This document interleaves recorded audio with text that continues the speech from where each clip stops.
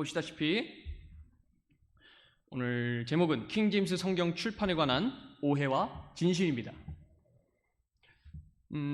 하나님의 말씀은 우리에게 기록으로 주어졌습니다. 그 기록이 이제 책으로 보존돼서 우리에게 주어지기까지 수많은 사람들의 수고를 거쳤습니다. 손으로 이렇게 필사를 했던 필사자들의 수고가 있었고, 또 인쇄술이 들어온 시대부터는 막 찍어 나갔잖아요. 인쇄공들이 성경 기록들을 찍어가면서 인쇄하는데 힘을 다했습니다. 이 신실한 사람들의 노고가 있었음에도 출판업자들은 본의 아니게 여러 비평가들에 의해 비판을 꽤나 많이 받았습니다. 특히 300~400년가량 상당히 오래 인쇄되었던 킹제임스 성경 역시 출판에 관해, 인쇄와 관해, 판본과 관련돼서 여러 비판과 오해를 떠안고 있습니다. 여전히요. 그래서 대표적인 주장으로 몇몇 목회자들이 얘기하죠. 킹제임스 성경은 초기에 여러 오류가 있었기 때문에 수차례 개정된 거다. 지금 우리가 읽고 있는 성경은 여러 차례 개정돼서 나온 결과다 하면서 사람을 세우랬더니 또 사람을 세우지는 못하고 자꾸 불신과 분열을 조장하는 경우가 있습니다. 그러나 말도 많고 탈도 많은 이 주장들이 과연 사실인지 아닌지는 당대의 역사를 탐구해야 알 수 있습니다. 그래서 오늘은 킹제임스 성경에 관한 오해가 무엇이었고 그리고 진실은 무엇이었는지 찾아가는, 탐구해 나가는 시간을 가져보도록 하겠습니다. 첫 번째 오해는 이겁니다. 어떤 장면이죠? 제네바 성경을 찍어 누르고 킹제임스 성경을 어떻게든 위시하려는 이런 얘기가 있어요. 제임스 1세가 정치적인 목적으로 자신의 왕권 신수설을 두둔하기 위해서 이제 자신에게 불만을 갖는 청교도들을 누르기 위해서, 그리고 그들이 사용하는 그 각주들이 많은 제네바 성경을 억누르기 위해서 킹제임스 성경을 출판한 것이다 라고 합니다. 그래서 또 다른 말로는 제임스 1세가, 영국왕 제임스 1세가 제네바의 성경 출판을 막았기 때문에 킹제임스 성경이 많이 팔리게 된 거다, 독점을 하게 된 거다, 이렇게 주장을 해요. 자세히 말하면 킹제임스 성경이 출판된 이후에도 제네바 성경이 엄청난 부수로 팔릴 만큼 여전한 인기를 누리고 있다 보니 제임스 1세가 1616년에 영국의 인쇄소에서 제네바 성경이 절대 인쇄돼서는 안 된다 하고 강제로 금지시켰고, 왕의 독점 판매의 위력과 압력으로 인해 킹제임스 성경의 위상이 높아진 것이라고 합니다. 이런 주장들이 돌고 있어요. 특히 킹제임스 성경보다 제네바 성경을 더 좋아하는, 혹은 그냥 킹제임스 성경을 신뢰하는 사람들이 아니 꼽다 하는 그런 장로교 신자들이 대부분 이렇게 알고 있습니다. 좀 불쾌하죠? 근데 어떻게 얘기해야 될지는 모르겠고, 근데요, 영국의 역사학자인 그리고 교수인 케네스 핀첨이라는 분이 있습니다. 케네스 핀첨은 이제 여기 이력을 보시면 아시겠지만 켄트 대학교의 초기 근대사 교수이고 역사학자입니다. 영국에서 꽤 유명한 역사학자로 알려져 있어요. 이분이 이제 논문을 여러 개를 썼는데 2020년에 작성한 논문은 이 오해와 주장에 대해 우리에게 유익한 답변을 주고 있습니다. 이게 The King James Bible, Crown, Church and People이라고 되어 있는데, 당시 정황이 어땠는지를, 킹제임스 성경이 출판이 되고 당시 상황이 어땠는지를 알려주는 논문이었습니다. 이걸 한번 보도록 할게요. 이걸 가지고 한번 두 가지를 얘기해 볼까 합니다. 우선 핀참 교수는 제임스 1세가 정치적인 이유로 압력을 가해서 제네바 성경을 출판했다는 증거가 없다. 그러니까 왕권으로 제네바 성경을 판매하지 못하게 한 적이 없다, 그런 근거가 없다고 주장했으며, 대신 위 주장에 반대하는 다른 증거들을 제시합니다.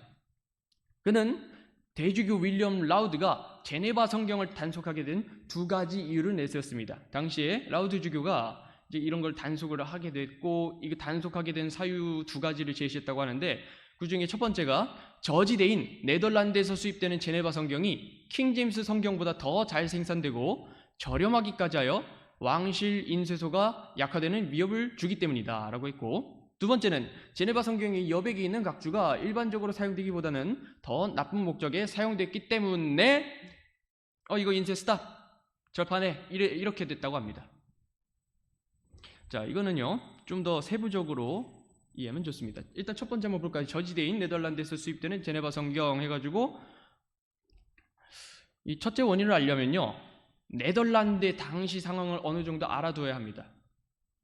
잉글랜드 여왕 엘리자베스가 통치하던 기간에 이제 잉글랜드 해군은 이제 해적왕 드레이크까지 들여와가지고 고용을 해가지고 시켜가지고 에스파냐의 무적 함대 아르마다를 무찌르고 승리를 거두어서 그 넓은 해상권을 장악했습니다. 세계사에서 배우는 세계사에서 배우는 내용이죠, 이게.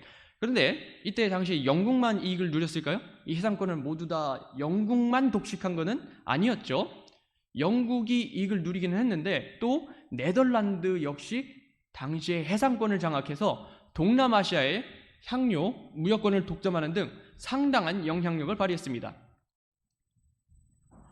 이 동인도 회사로 인해서 아시아 무역을 거의 2세기 동안 독점을 했고요.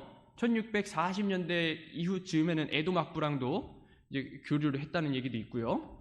또 네덜란드에는 많은 개신교인들이 정착을 했는데 그래서 나중엔 네덜란드 성경이 네덜란드에서 나오게 됩니다. 네덜란드에서 칼빈주의 5대 교리, 튤립 교리가 나오게 됩니다.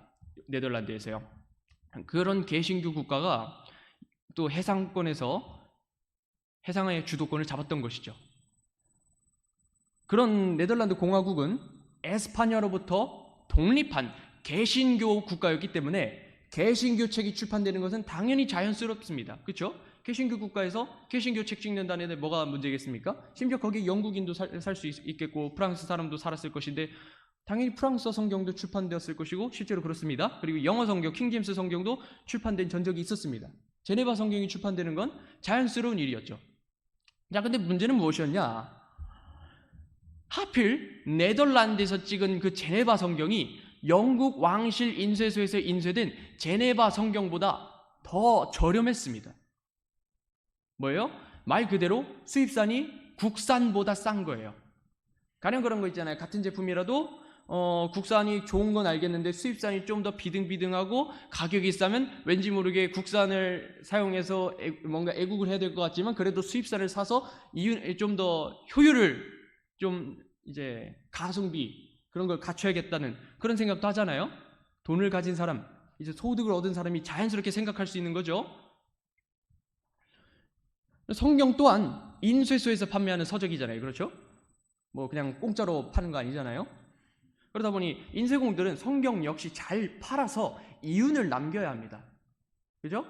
그러므로 인쇄공들은 가격 경쟁에서 실패해서 이윤을 남기기 어려운 제네바 성경을 오래도록 붙들 수가 없었을 것입니다. 왜요? 안 팔리잖아요. 아니 그리고 자기 국산게 안 팔리고 수입산이 팔리는데 그럼 굳이 손해를 보면서 제네바 성경을 팔 필요가 있을까요? 없죠.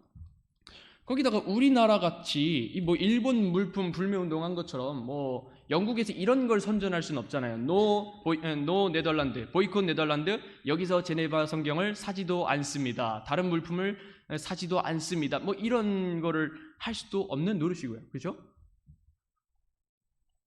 이런 것을 할 수가 없었기 때문에 결국에는 장사를 접을 수밖에 없었을 것입니다.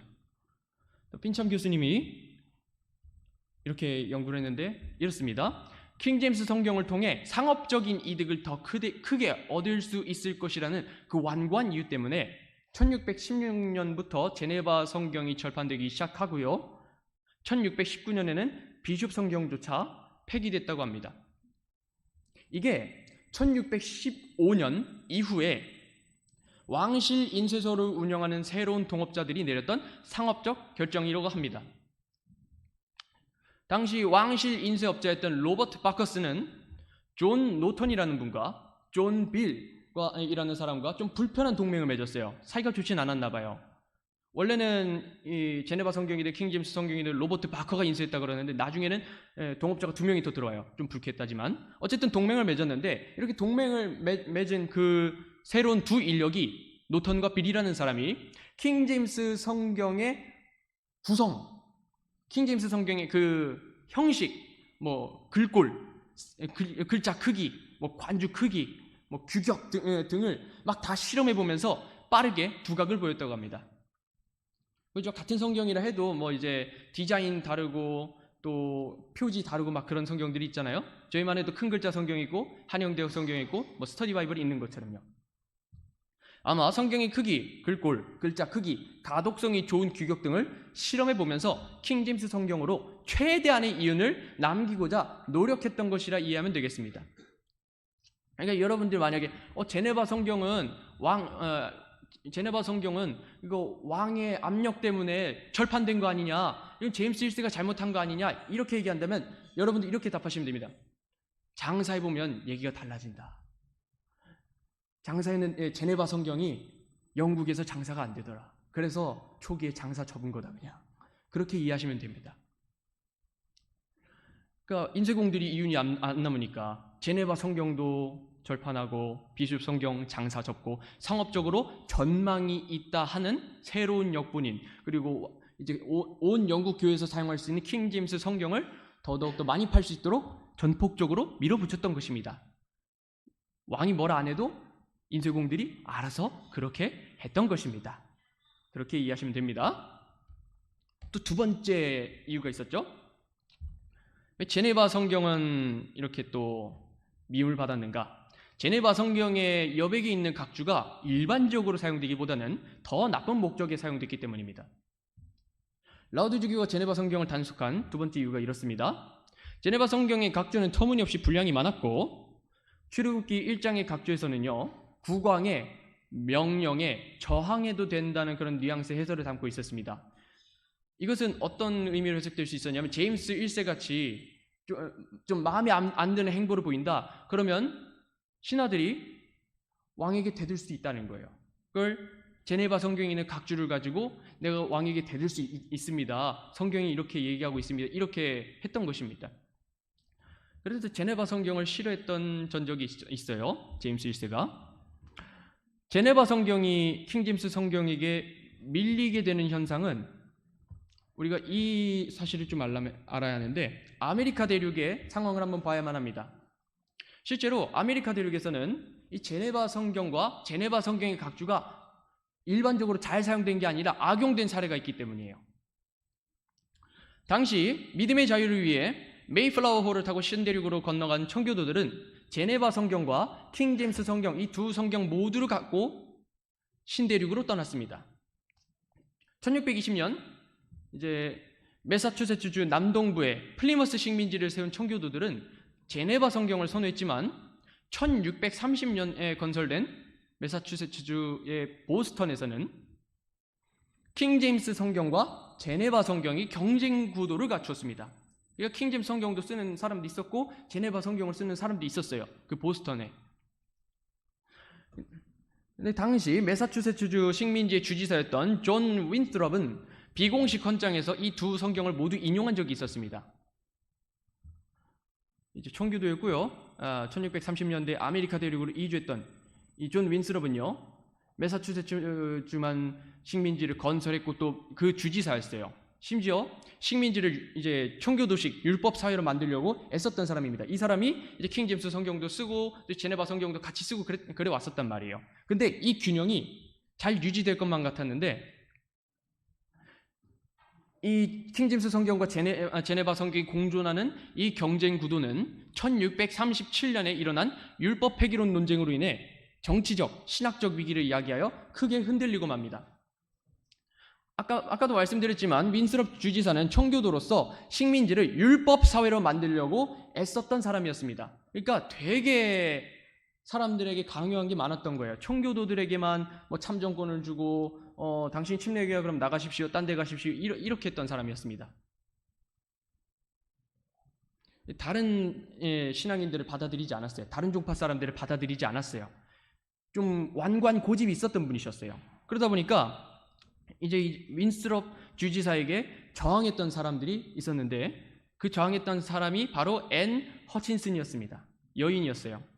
이 율법 폐기론 논쟁의 중심이었던 여인 앤 허친슨은 목사와 교회는 중요하지 않다고 하면서 율법 준수만을 강조하는 교회를 비판했습니다. 아주 비판을 퍼부었죠. 당시 그녀는 자신의 주장을 뒷받침하려고 제네바 성경과 그 역본의 각주를 인용했습니다. 그래서 청교도들한테 대든 거예요. 주지사한테 대든 거예요. 제네바 성경을. 청교도 성경으로 청교도한테 대들었다는 겁니다. 이제 본래 왕에게 맞서서 불복종하려고 사용한 수단이 제네바 성경이었는데 도리어 식민지를 건설한 청교도들이 청교도들의 성경으로 인해 위협을 받게 된 거예요. 아이러니죠? 이렇게 되다 보니까 앤 허친스는 추방되고 말았고요. 그리고 제네바 성경은 이제 더 이상 안 된다. 이것도 스탑해라. 이렇게 돼버리고 맙니다. 그래서 이 사건으로 인해서 존 윈서럽 주지사는 매사추세츠에서 킹 제임스 성경만 사용하도록 그렇게 결단을 내렸다고 합니다. 이 한 사건 때문에요. 그 제네바 성경과 여백의 각주가 나쁜 목적으로 사용되니까 실제로 식민지 내 정치적인 구조를 위협하려 들었다는 점에서 대주교 라우드가 했던 말은 타당했습니다. 이게 뭐 좋게 사용되면 좋은데 사람들이 악용하지 않느냐, 이 말이 사실이었던 거예요. 물론 영국에서 일어난 게 아니라 하필 아메리카 대륙에서 이런 일이 일어났지만요. 시간이 좀 지나기는 했지만 미국의 청교도들은 제임스 1세 똑같은 처지에 놓여서 역지사지를 몸소 경험하게 되었습니다. 왜요? 그동안 청교도들은 제임스 1세를 싫어했고 왕에게 대들려고 청교도 성경인 제네바 성경을 사용했지만 결국은 그 청교도 성경으로 자신들이 당하게 됐으니까요. 역지사지죠. 그렇게 아메리카 대륙에서도 킹 제임스 성경이 정착되었다고 합니다. 자, 그럼 이거를 한번 보도록 하겠습니다. 이 주제를 한번 보도록 할게요. 현재에도 몇몇 목사님들과 비평가들이 이런 말을 합니다. 킹 제임스 성경은 여러 차례 개정됐다라고요. 인쇄공들이 뭐 여러 판을 딱딱 찍어가면서 이제 킹 제임스 성경을 조금씩 개정을 했고 그게 1769년 즈음에 완전히 개정된 거라고 주장들을 하십니다. 어떤 논지에서 얘기하는 건지는 이해가 가는데 이 주장을 계속 밀어붙이는 사람들은 인쇄공들의 사정을 제대로 고려도 안 했다고 생각합니다. 여러분들 중에서도 킹 제임스 성경 판본 때문에 혼란스러워 하시는 분들이 있을 걸로 알고 있는데 이 문제는 정말 간단하게 해결할 수 있습니다. 왜 킹 제임스 성경 판본이 판을 거듭할수록 교정이 되었을까요? 이거는요, 이유가 간단합니다. 한번 위에 제목을 한번 따라 읽어볼까요? 시작! 영국 사람들의 수요가 많았다. 이것도 이제 돈을 버시는 분들이라면, 소득을 갖고 계시는 분들이라면 아마 이해하기 쉬울 것입니다. 본 영역본은 킹 제임스 성경은 애당초 그냥 아메리카 대륙에서 일어났던 사건이랑 상관없이 그냥 다른 여러 여타 사건과 관계없이 광범위한 인기를 누렸던 거예요. 1600년대 초에 이 영어 성경이 다량으로 인쇄되고 출판이 돼서 1611년부터 1640년까지만 해도 대략 140판이 인쇄되었습니다. 140판이요. 아마 여러분들 시중에 파는 책도 140판 이렇게 찍히는 건 제가 본 적이 없는 것 같아요. 어떤 저서들은 21판까지 본 적은 있는데 140판인 거예요. 29년 동안, 대략 30년 동안 140판이 찍혔다는 게 이게 쉬운 일이 아니죠. 이게 무엇을 의미할까요? 당시 새 역본을 킹 제임스 성경을 소장하려는 사람들의 수요가 매우 많았다는 것을 의미합니다. 이는 영국 사람들이 이전 영역본들에 익숙해서 새로운 역본의 필요성에 무관심하지 않았던 거예요. 제네바 성경이 있고 비숍 성경이 있는데 그냥 이거 쓰고 말지 왕은 왜 저러셨대가 아니라 왕이 인정한 새 역본이 나왔다고 이거 한번 소장해야겠다 해가지고 많은 사람들이 그쪽으로 수요층이 쏠린 거예요. 킹 제임스 성경으로 수요층이 쏠린 겁니다. 그래서 공적으로 교회에서 낭송되는 말씀을 듣는 만큼 킹 제임스 성경으로 낭송이 될 거 아닙니까? 설교자의 말씀이. 거기에만 만족한 것이 아니라 개인적으로도 그 새 역본을 책으로서 소장하고자 했음을 보여줍니다. 그렇다면 인쇄공들이 가만히 있었을까요? 아까 말씀드렸듯이 왕실 인쇄소에 들어온 새 인력들은 여러 가지 실험을 해서 킹 제임스 성경을 더 많이 팔아서 상업적으로 이윤을 누리고자 했습니다. 그런 사람들이 디자인, 크기, 그런 외적인 것들만 신경을 썼겠습니까? 이들의 본분은 뭐죠? 인쇄공이에요. 책에 있는 내용을 올바로 찍어서 전달하는 것이 그들의 역할이잖아요. 그렇죠? 당연히 활자상의 문제를, 인쇄 오류를 잡기 위해 바로잡기 위해 교정을 했을 것입니다. 그 30년 동안 이제 뇌를 쥐어짜면서, 몸을 쥐어짜면서요. 학자들이 제기한 얘기들을, 그 내용들을 쭉 살펴보면요, 이제 몇 개를 제외한 대부분은 1638년 판에 해결된 경우가 많습니다. 그러니까 어떤 목사님들, 학자들이 봐라, 여기는 이렇게 바뀌었고 1611년 판본이 나중에 이렇게 바뀌었고 여기서는 이렇게 바뀌었는데 이게 뭐가 완전한 성경이 이러는데, 여러분 근데 대부분 여타 사소한 활자 문제를 제외하고는요, 대부분이 다 1638년에 다 잡혔습니다. 1638년이요. 그러니까 대부분의 활자 오류가 초기에 해결될 수 있었던 것은 영국 사람들이 킹제임스 성경을 구매하기 원하는 수요층이었고, 이 수요에 알맞게 공급을 하는 과정에서 이들의 수요에 부합한 출판업자들의 수고를 통한 교정이 있었기 때문에 빨리빨리 활자가, 인쇄 오류가 수정될 수 있었던 것입니다. 만약 사람들이 당시 왕이 공식으로 사용하겠다 규정했던 새로운 역본에 하나도 관심을 기울이지 않았다면 어떻게 되었을까요? 킹제임스 성경이 인쇄 교정이나 될 수 있었을까요? 그 오류가 바로 잡혀졌을까요? 사람들이 안 사는데? 불가능했을 것입니다. 오히려 사람들의 수요가 있었기 때문에 그때 드러난 인쇄 오류들을 빨리 바로 잡았던 것입니다. 베스트셀러가 많잖아요. 표지 바꾸고, 글자 크기 바꾸고, 사이즈 이렇게 큰 것도 있고 작은 것도 있고, 그렇게 규격도 바꿀 수 있습니다. 사람 수요가 많으면 얼마든지 수요자가 만족스러워할 만한 방향으로 같은 책을 출판합니다. 또한 오타가 발견되었으면 정오표를 주던지 아니면 다음 판본을 찍을 때 오타를 정정합니다. 우리는 이런 것을 결코 개정이라든가 개정판, 개정증부판 이렇게 부르지 않습니다. 왜요? 개정판이나 개정증부판은요, 책의 내용을 전반적으로 고쳤을 때 나는 얘기지, 명확한 인쇄상의 오류를 바로잡는 것은 결코 개정과 증보판 이 범위에 속하지 않습니다. 그러니까 출판들을 안 하셔서 그런 거예요, 이 목사님들이. 그러니까 하나라도 책을 내보셨으면은 좀 이해를 하셨을 건데, 이 출판을 해보면 오타도 발생할 수 있으니까 다음에 재고가 소진돼서 다음 판을 찍을 때는 당연히 인쇄 오류 교정하고 내는 게 상식적인데, 이 상식이 벗어난 소리를 하고 있었다는 것이죠. 그리고 나머지 교정은 뭔 교정이었냐면요, 나중에 1755년에 이제 영국 국교의 신자 중에 사무엘 존슨이라는 분이 영어 사전을 냅니다.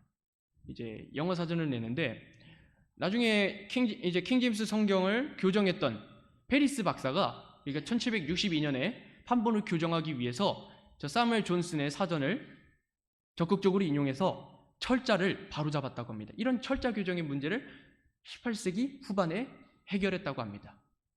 이런 문제예요. 우리는 이렇게 얘기할 수 있겠습니다. 이거는요, 미국 성서공회에서도 얘기한 내용인데요, 1611년 번역자들이 남긴 영어 성경은, 그 당시 번역자들이 남긴 영어 성경은 그 본문과 관련하여 변경되지 않은 채 우리에게 내려왔다. 영어의 맞춤법 발전으로 인한 인쇄상의 오류와 변경을 제외하고는 현재 우리 성경의 본문은 번역자들이 남긴 원본과 변함없이 어떻게 남아있대요? 그대로 남아있다. 이렇게 얘기합니다. 이게 1852년에 미국 성서공회에서 얘기한 내용입니다. 그리고 우리가 갖고 있는 영어 킹제임스 성경의 활자 오류가 다 개선이 되었고, 우리는 여전히 우리가 갖고 있는 킹제임스 성경을 신뢰할 수 있습니다. 저는 여러분들에게 그렇게 장담할 수 있겠습니다. 결론은 이것입니다.